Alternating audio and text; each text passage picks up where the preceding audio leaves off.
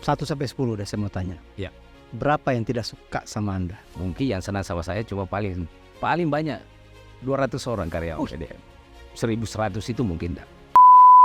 Apa tantangan terbesar menjaga PDAM ini untuk bisa profesional di tengah tekanan politik? Kalau bicara tekanan, ya sangat luar biasa. Kenapa ya? Memang masalah yang ada di PDM ini adalah menengah ke atas. Terus itu berarti yang menengah ke atas itu apa tuh? Rumah, orang-orang kaya, restoran, hotel atau apa? Ya termasuk semua yang Abanda sebutkan tadi itu semua. Orang kaya malas bayar air, gimana ceritanya? Air itu hak publik atau komoditas? Nah ini yang sulit dipisahkan. Kenapa nggak bikin kampanye jangan maling air?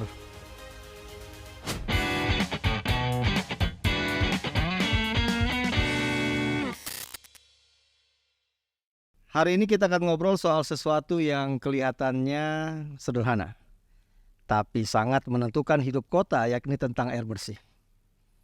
Penonton pasti sudah tahu jika bicara soal air bersih, maka terlintas dalam benak kita adalah PDAM.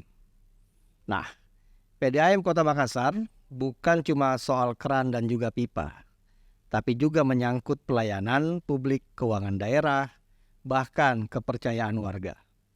Di studio Kata Bangda sudah hadir PLT Direktur Utama PDAM Kota Makassar Hamzah Ahmad, sosok yang sudah beberapa kali memimpin PDAM lintas era wali kota di Makassar. Kita akan ngobrol santai tapi jujur tentang tantangan, capaian, dan masa depan layanan air di kota ini. Selamat datang Pak Hamzah. Kayak di meja Kata Bangda, nih nama Anda selalu muncul di setiap fase penting PDAM Kota Makassar. Kenapa? Ya. Kenapa selalu Anda gitu? Selalu. Ini juga pertanyaan publik juga, beberapa orang juga, baik teman maupun yang lainnya. Dia selalu memang bertanya, kenapa selalu Anda yang di PDAM? Apa rahasianya tuh? Ya mungkin diakibatkan oleh masuk keluarnya saya itu bertepatan dengan pergantian kepemimpinan di Kota Makassar.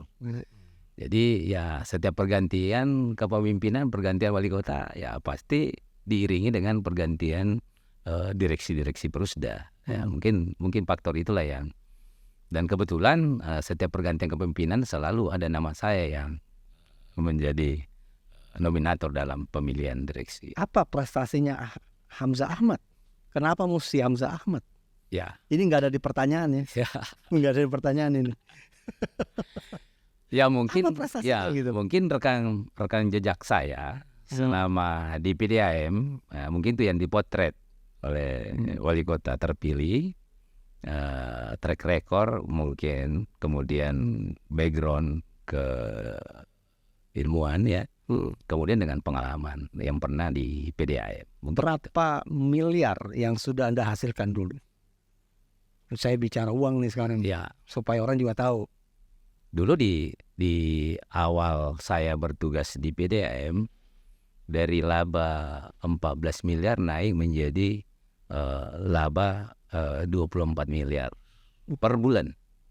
Per bulan itu? Ya, itu mungkin kalau kali 30 ya, atau kali 12 ya, itu adalah nilai yang setiap tahunnya mengalami peningkatan.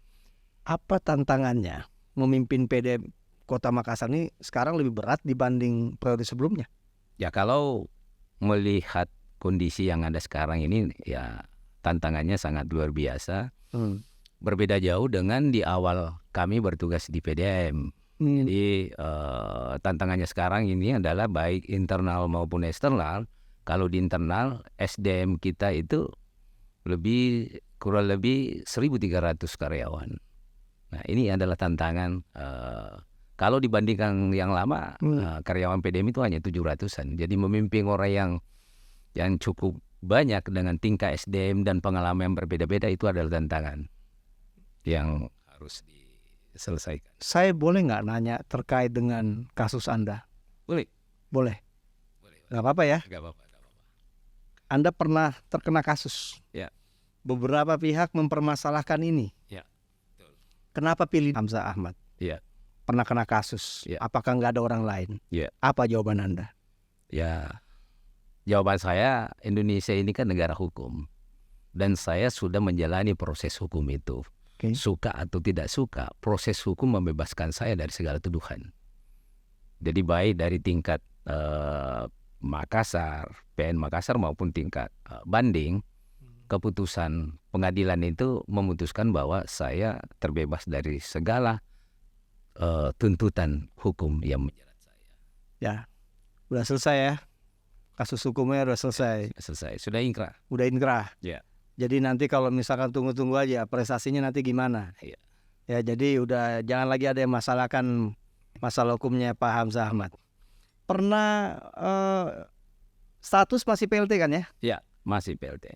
Apa plus minusnya memimpin dengan status seperti ini? Apa coba? Saya pernah sudah ketiga kalinya saya menjadi PLT. Pernah menjadi PLT Direktur Keuangan. Pernah sebelumnya juga menjadi PLT Dirut, baru definitif. Dan untuk yang ketiga kalinya ini saya PLT. Kok bisa ya? Anda Iya. bisa 3 kali gitu ya? Dengan posisi PLT ini justru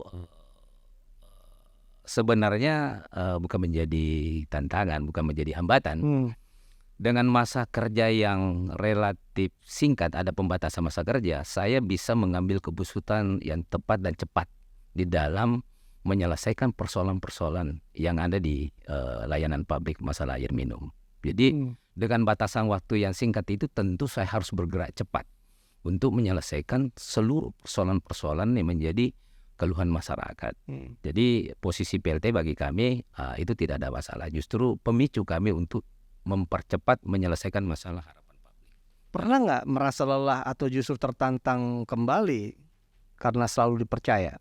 Ya, justru karena banyaknya masalah yang ada di PDM sekarang ini dibandingkan yang dulu-dulu di kami bertugas, ya ini menjadi tantangan bagi Banyak masalah kami. ya? Ya, banyak masalah di PDM. Jadi kemarin menyisakan banyak-banyak masalah. Banyak masalah. Banyak masalah. Repot nggak nyelesain masalahnya tuh? Tidak ada hambatan dalam menyelesaikan masalah itu.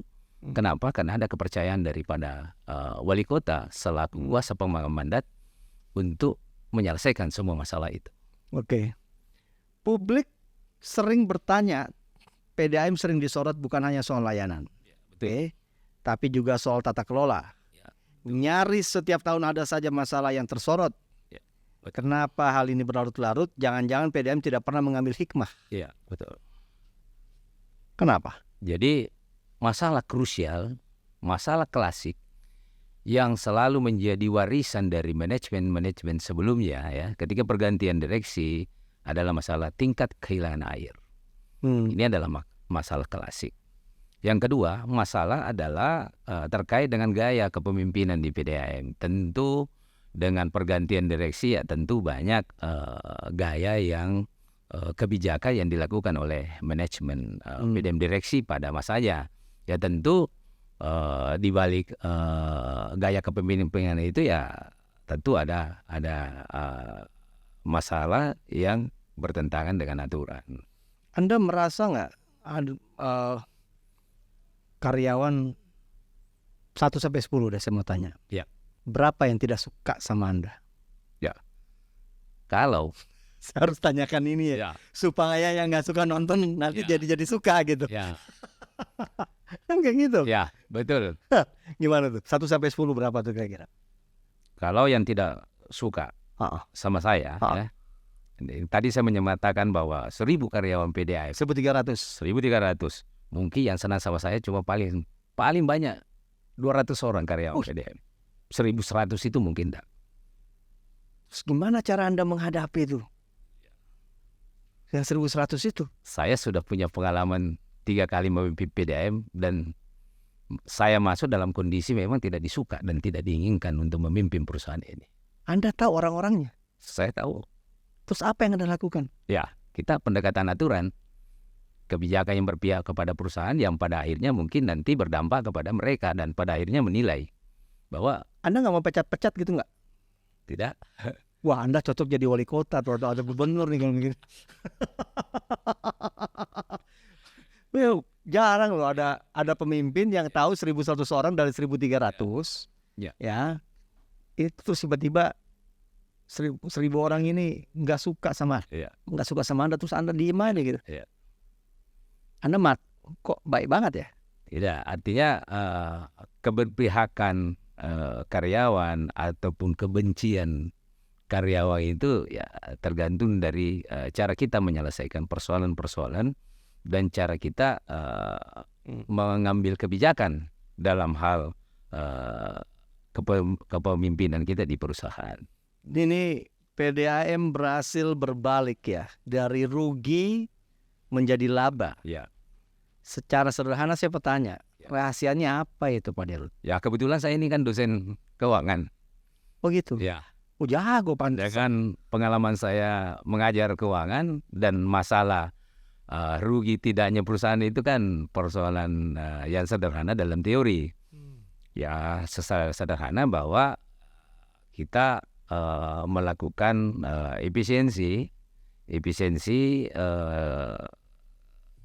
dalam hal pengelolaan perusahaan, mana biaya yang tidak terkait langsung dengan pelayanan masyarakat, ya itu yang kita kurangi atau hilangkan sama sekali. Terus ini laba ini kira-kira dirasakan oleh masyarakat atau baru di level manajemen? Ya, saya kira secara tidak langsung laba perusahaan itu dirasakan oleh masyarakat. Dalam bentuk apa? Dalam hal peningkatan layanan, misalnya penyelesaian permajaan pipa, pergantian meter, kemudian penambahan infrastruktur ya yang terkait dengan pembangunan instalasi pengolahan air. Itu sebenarnya adalah pembangunan yang bersumber dari keuntungan yang didapatkan PDAM. Ya, ini publik masih ingat kasus-kasus lama di PDAM. Ya. Saya nggak usah sebut kasusnya ya, pasti Pak Dirut tahu itu. Ya. Apakah sekarang sudah berubah? Kalau bicara beberapa kasus, banyak memang yang sudah selesai berdasarkan putusan pengadilan, banyak juga yang memang diselesaikan secara internal oleh PDAM. Ya. Terus gimana Pak Dirut memastikan pengelolaan PDAM ini lebih transparan dan juga bersih sekarang? Buktinya saya hadir di depan saudara. Itu salah satu bukti bahwa transparansi yang kemudian di era saya semua kita buka ke publik, dan tahun ini ya instansi yang berwenang sudah melakukan pemeriksaan BPKP ya? audit di PDAM. Nah itu gimana tuh hasilnya tuh? Ya banyak tata kelola kita banyak yang harus diperbaiki. Seperti? Ya terkait dengan SDM kita, pertanggungjawaban terkait penggunaan anggaran dan hal-hal lain, barang teknis dan lain-lain. 1.300 karyawan. 1.300 karyawan. Oke. Yang suka 200. Ya suka kemungkinan. Ini baru kemungkinan. Ya kisaran 200. Ya, maksimal 200. Berarti 1.100 ini yang nggak suka sama Pak Dirut. Ya, betul. Berarti indikasinya nggak suka. Ya.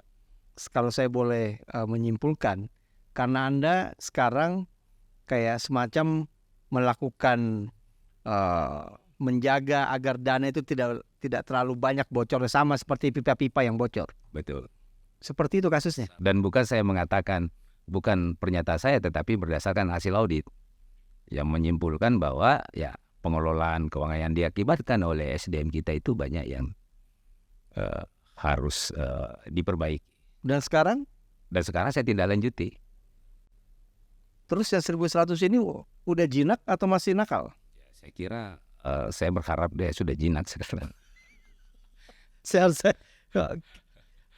frontal aja ya kita ya. Ya frontal aja ya. Frontal supaya mereka sadar diri ya. Mudah-mudahan mereka nonton nanti semua. Terus apa tantangan terbesar menjaga PDAM ini untuk bisa profesional di tengah tekanan politik? Ini pertanyaan saya tunggu-tunggu emang dari tadi.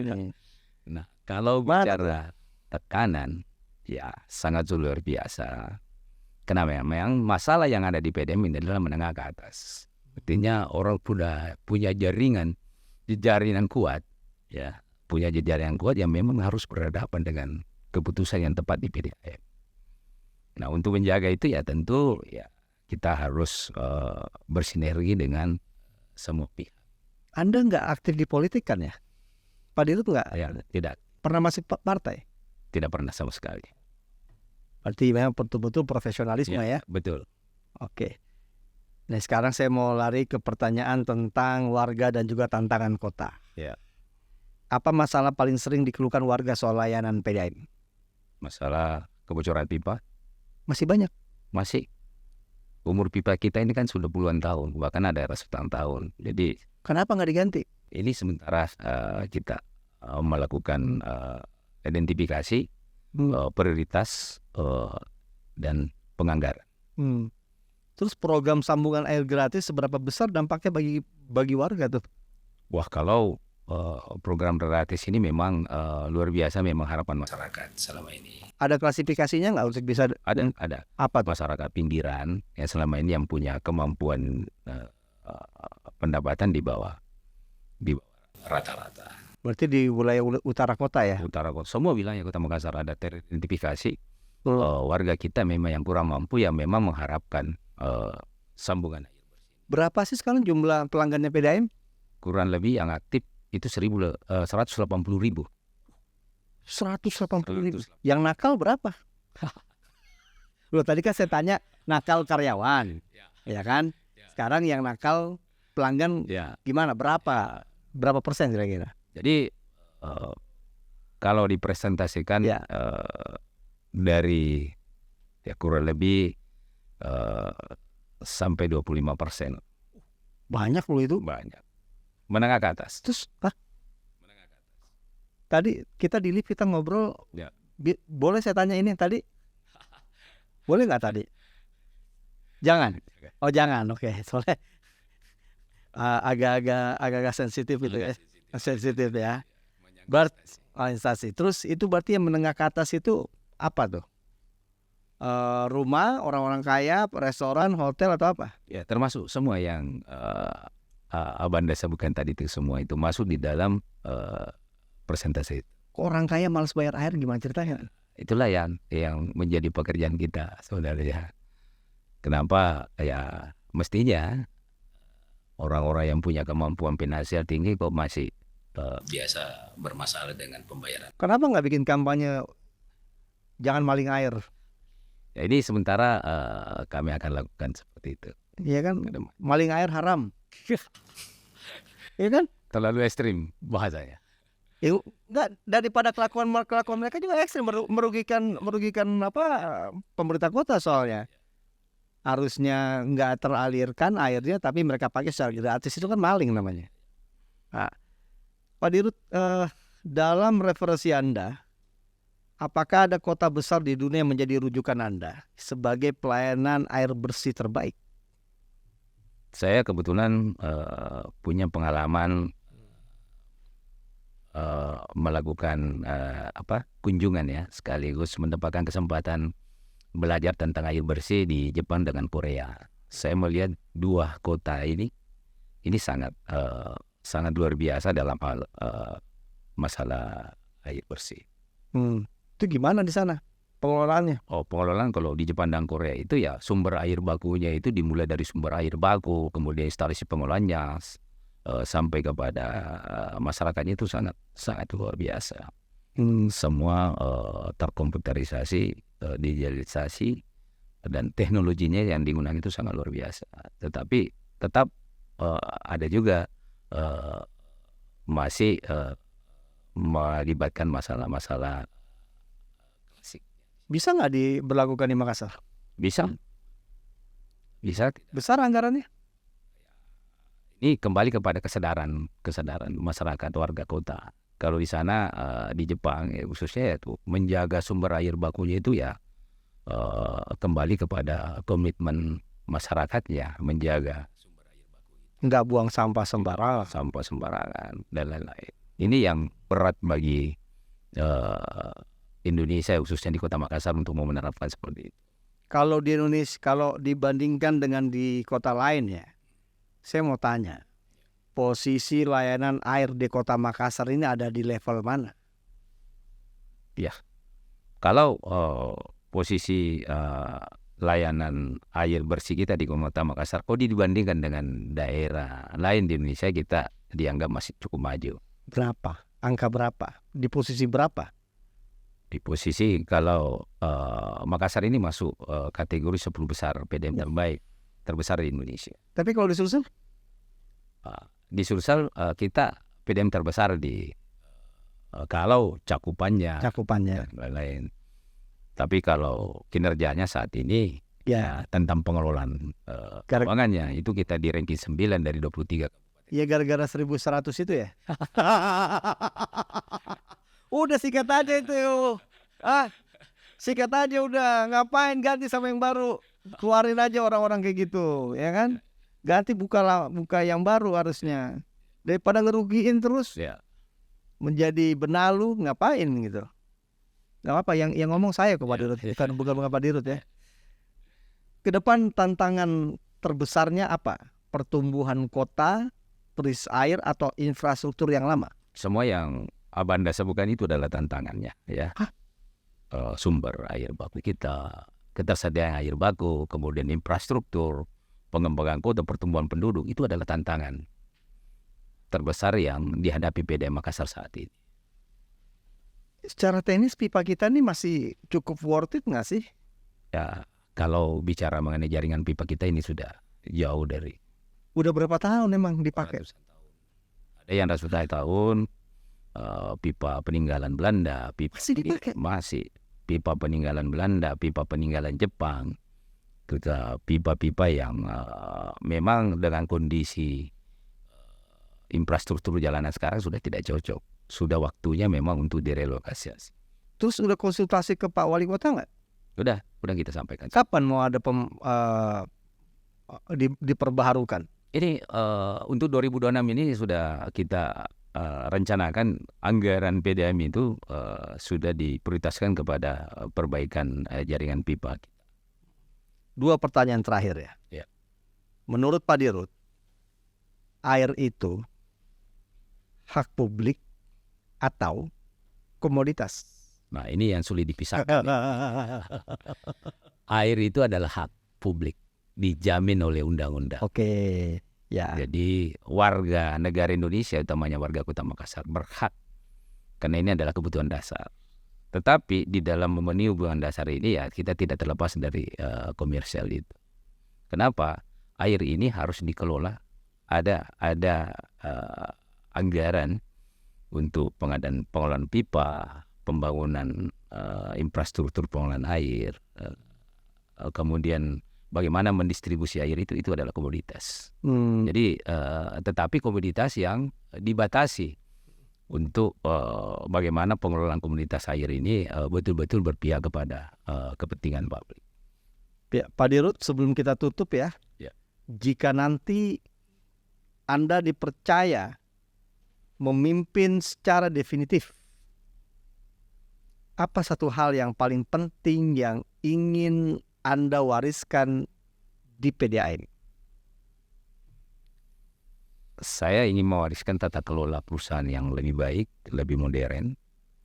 Yang bagaimana tuh yang modern?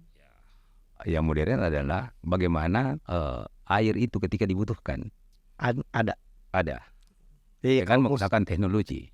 Teknologinya gimana? Teknologi pengelolaan air baku, sumber air baku kita yang harus kita kelola secara baik sehingga air yang diproduksi di instalasi pengolahan itu sudah higienis dan sudah sesuai dengan standar Kementerian Kesehatan. Dan harapan kami ya bagaimana air minum ke depan di PDAM Kota Makassar itu sudah langsung minum. Wah, itu keren itu. Di Taman Macan kalau orang habis olahraga langsung bisa diminum. Ya, sebenarnya persoalan air itu bisa langsung minum itu tergantung di pipanya, Pak. Kalau di instalasi pengolahan air kita itu air 5 instalasi yang dimiliki oleh PDAM, air itu sebenarnya bisa langsung diminum. Cuma karena terdistribusi melalui jaringan pipa yang lama makanya nggak aman. Kami tidak sarankan untuk langsung minum. Apa pesan Anda untuk warga Makassar soal air bersih dan peran PDAM? Jadi pesan saya kepada warga Kota Makassar, bagaimana menggunakan air ini sebijak mungkin, gunakan seperlunya, bagi selebihnya. Dan jangan lupa bayar iuran. Dan jangan lupa. Jangan cuma pakai. Ya, Jangan maling air dong. Ya, betul. Iya kan? Ya, Kalau maling air haram itu kan misalnya gitu. Dipakai mandi haram. Betul. Dipakai minum haram. Betul. Wah, masa kita minum air haram? Betul. Jadi yang haram bukan cuma miras, Ya, tapi air PDAM yang nggak dipakai Iya. dan nggak bayar itu juga sama dengan air haram. harap. Wah, ya kan? Bisa tuh dibikin jadi kampanye. Jangan gunakan air haram. Oke, Pak Dirut, makasih banyak. Air mungkin terlihat sederhana, tapi tanpa air, kota pasti tidak bisa hidup. Hari ini kita mendengar bahwa di balik setiap aliran air ada tanggung jawab besar untuk melayani dengan jujur dan adil. Terima kasih Pak Hamzah Ahmad atas obrolan yang terbuka dan apa adanya. Semoga layanan air kita terus membaik, karena air bukan kemewahan, ia adalah kebutuhan dasar. Sampai jumpa di episode berikutnya. Ya, Terima kasih Pak. terima kasih.